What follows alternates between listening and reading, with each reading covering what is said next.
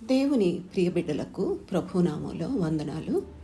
యోహాను సువార్త 17వ అధ్యాయం 17వ వచనం. సత్యమందు వారిని ప్రతిష్ఠ చేయము, నీ వాక్యమే సత్యము.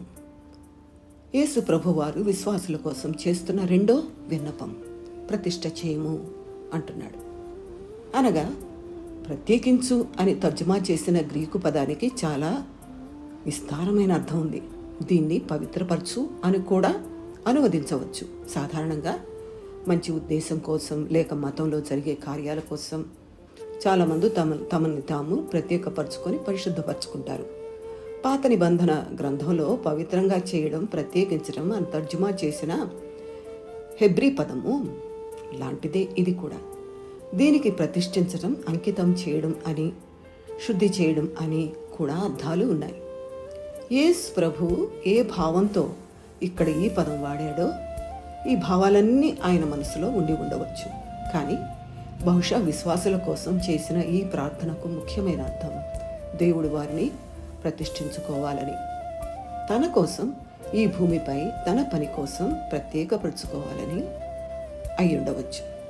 19లో వారును సత్యమందు ప్రతిష్ఠ చేయబడినట్లు వారి కొరకై నన్ను ప్రతిష్ఠ చేసుకొంచున్నాను అంటున్నారు ప్రభు. మనకు అర్థం స్పష్టంగా ఇక్కడ కనిపిస్తుంది. యేసు ప్రభును శుద్ధీకరించి పవిత్రపరచవలసిన అవసరత లేదు. కానీ ఈ లోకంలో దేవుని సంకల్పం ప్రకారం చేసేందుకు ఆయన తనను తాను ప్రతిష్ఠించుకున్నాడు.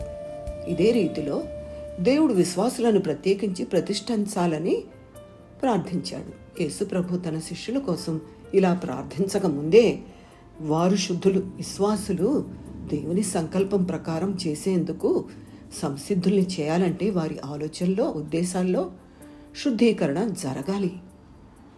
కనుక ఈ విషయం కూడా వారికి జరగాలని యేసు ఈ ప్రార్థనలో అడిగాడేమో. అయితే దీని ప్రధానమైన భావం ఇదే అని అనిపిస్తుంది.